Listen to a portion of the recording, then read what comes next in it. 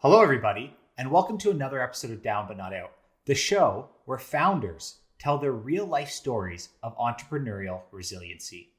I started this show after my one company, VisitorQ, was dealt a death blow by Google that led to us almost losing all of our clients and all of our revenue. And that would have happened if it wasn't for the hard work, determination, and resiliency of our team.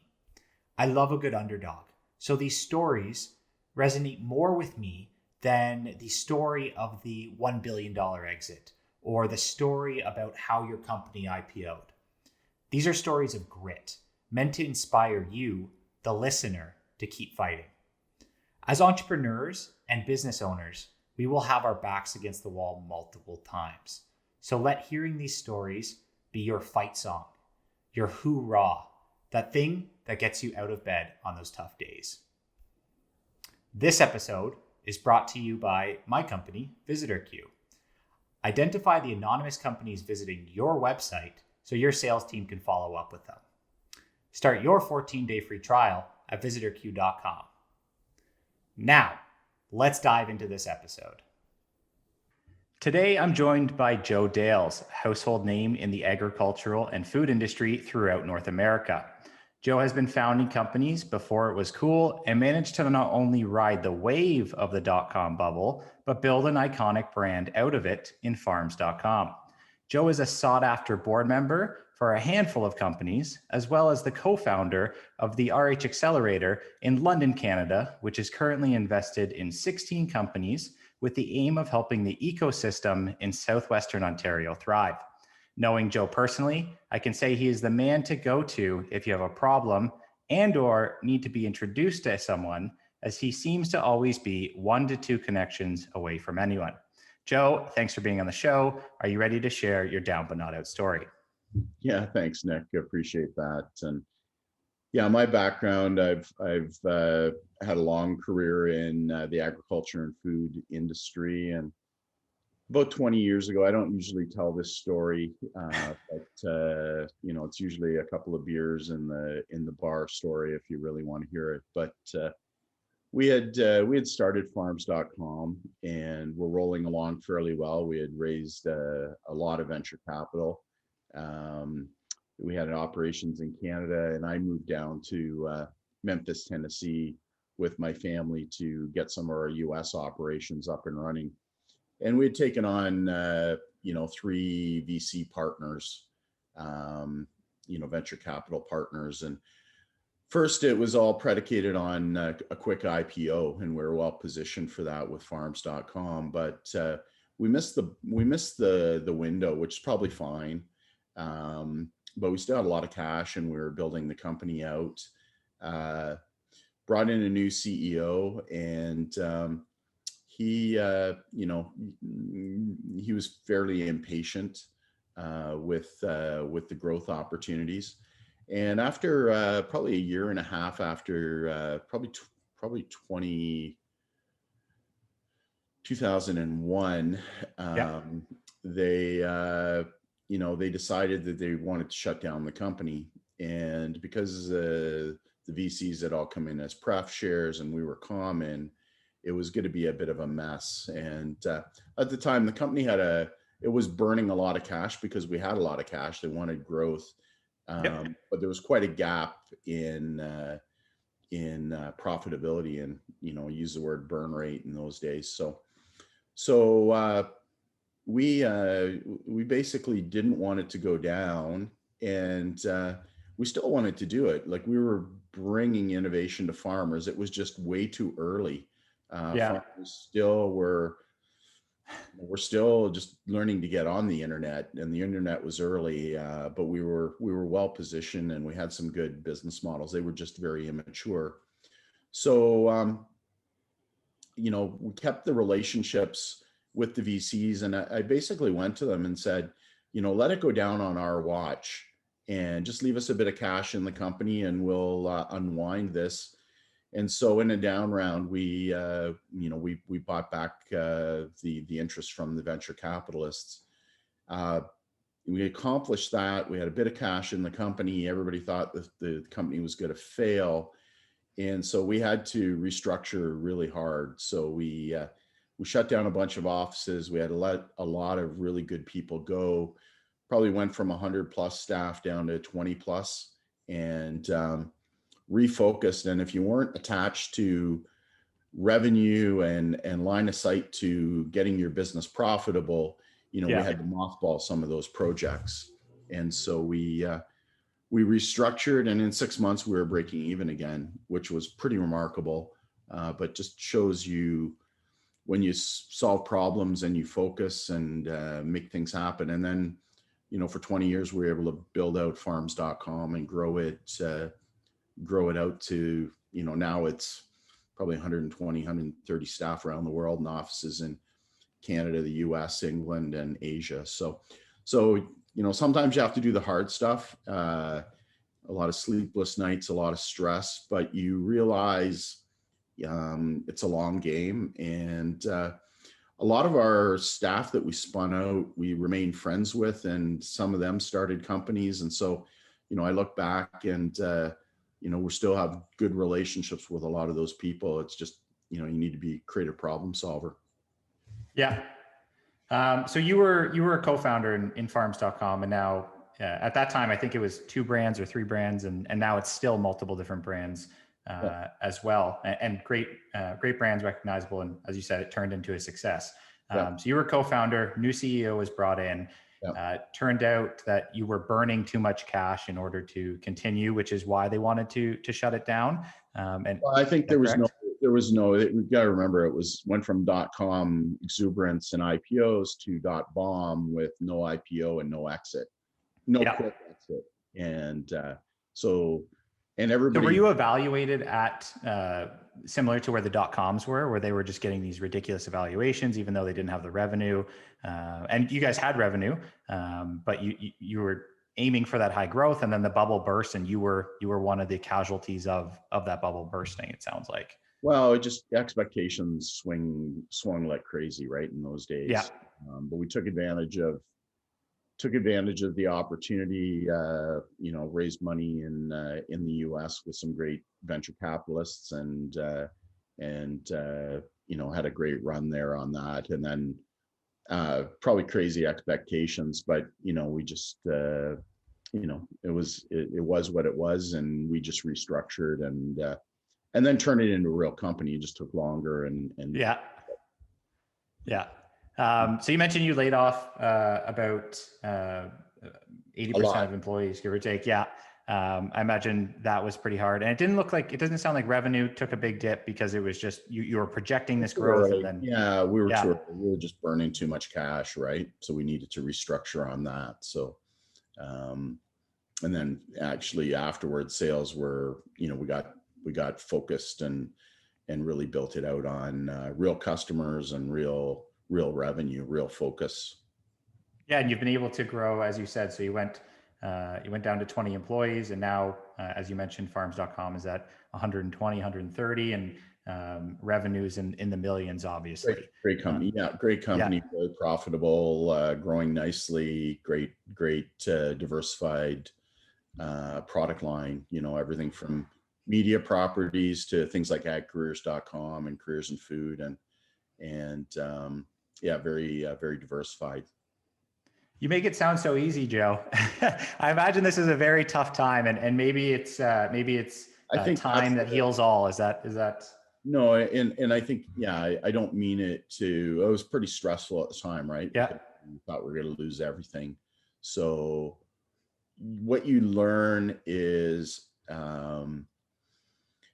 you just have to focus and try to get things done and deal with the challenge, right? And you realize it's not over until you say it's over. And I think, at RHA, we try to teach all our founders, be resilient, be creative, be resourceful, and then don't give up, right? You find if you don't give up, opportunities present themselves. And if you have confidence and if you've had some struggles before, it just you get better at it, right? And first few times, and I know you've had some challenges in your business, the first few times, It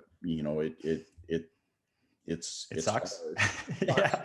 It sucks all the time, but that's what we do, Yeah. right? We build companies and you overcome challenges creatively.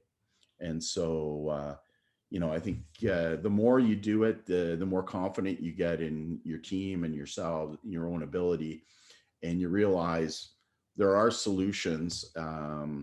You just have to do the hard stuff. And so, yeah, cutting staff's never fun. But you have no choice, right? You have to do what you have to do. So making those hard decisions is critical. Yeah.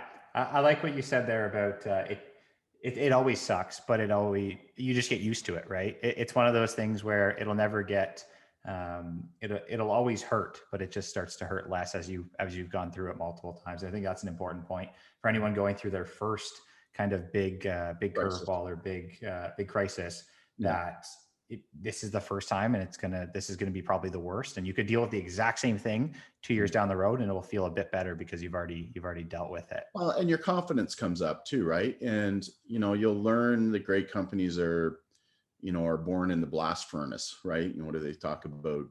Diamonds come with pressure. Well, Yeah, yeah, that's where great that's entrepreneurs that's come why from too, right? founders tip their hat to other founders, especially if you've had some success, because that we all know. We all know we had to make payroll. We all know when we lost big clients. We all know when we lost key staff. We Yeah, all know when we had to restructure and pivot. And the more you do of it, you don't sweat the small stuff, and you kind of manage what you can control. What decisions can you make? What do you have to do to make it work? So, and the numbers are important, right? Never running out of cash, making sure you make those hard decisions, and then living with the consequences. If it doesn't work out, all right, what else can you do? So, I wouldn't say it's lucky. I'd say it's just a process. I'd say it's a process, and you get better at it over time. And it's still stressful, though. It's always stressful. yeah. I like that point about every entrepreneur having their story, right, and going through it. And if you haven't yet, it's coming. It's on its way. Yeah. If you stick around long enough and you take enough shots, something's gonna happen. Was there a point in time where it sounded like the new CEO or part of the team at least wanted to fold up, but this down round saved the company. Was there a part in there where you wanted to give up? It sounds like there were conversations in there. Walk us through that a bit. No, we could have. The easy thing would have been to walk away and give up and start over. But we looked at it and we thought about it, and we had enough confidence in ourselves that we'll fix this. Yeah. And we'd had some other challenges over the years, prior to this, where we were battle hardened a little bit, and the downside wasn't so down.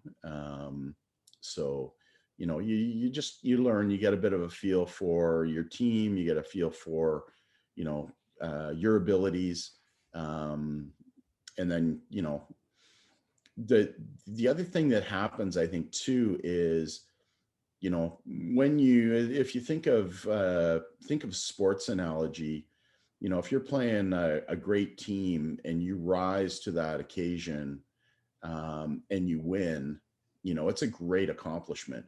So fixing and turning around a company in a pretty tough situation, really does give you confidence, and it does kind of bulletproofs you. And so, giving up, it's over. And so not giving up, sometimes you have to know, sometimes you do have to retreat and really pivot off something.